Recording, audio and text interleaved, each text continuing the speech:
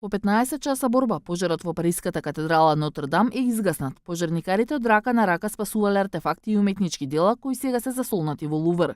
Во огнот се урна покривот на готската копиеста кула и уништени се трите розети. Се уште не е позната целосната штета, но Нотр Дам ќе биде обновена и тоа ќе биде символ не само на француското, туку и на светското единство. Cette cathédrale, nous la rebâtirons. Ќе ја изградиме катедралата повторно, сите заедно. Таа е дел од судбината на Франција и наш проект уште долги години. Ќе се заложам уште утре да биде распишана национална донаторска кампања дури надвор од границите. Ќе ги повикаме најголемите таленти кои ќе дојдат да помогнат и ќе обновиме Нотр Дам затоа што Франција го очекува тоа.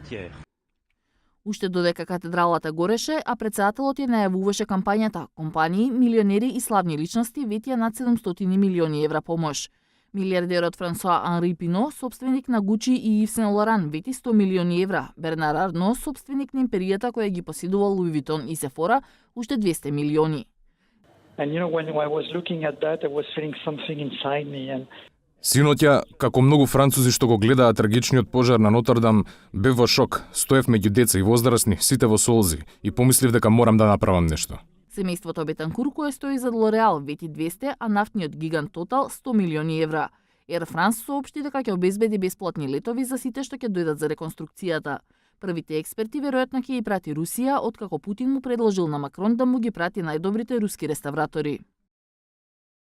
Нотр Дам е историски символ на Франција, бесценето богатство на европската и светската култура. Катастрофата која синоќа го зафати Париз, одекна со болка во срцата кај луѓето во Русија.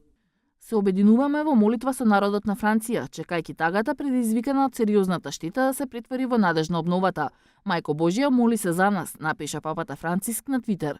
Европските земји, Јапонија и Јужна Кореја преку своите амбасадори и министри порачаа дека и тие сакаат да направат се што можат за да помогнат. И Северна Македонија најави помош за обновата на Нотр Дам, откако владата на седница го задолжи македонското МНР да стапи во контакт со француското, заедно да координираат каква поддршка би била најсоодветна за реновирање на историскиот споменик. Во катедралата денеска продолжуваат зафатите за обезбедување кои ќе траат околу 48 часа. За сега се верува дека станува збор за несреќен случај при активностите за реновирање. Беа идентификувани неколку слаби точки, меѓу кои сводот е северниот трансепт, но структурата се држи добро. Обезбедувањето во внатрешноста ќе трае околу 48 часа. Екипи на Министерството за култура ќе влезат за да ги извлечат делата кои во најголем дел останаа неоштетени.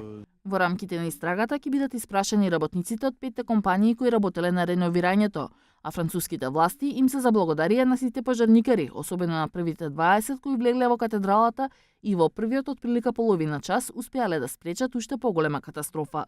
Француската бискупска конференција соопшти дека утре, во времето кога избувна пожарот во Нотр Дам, во знак на солидарност ќе бидат камбаните на сите катедрали во цела Франција.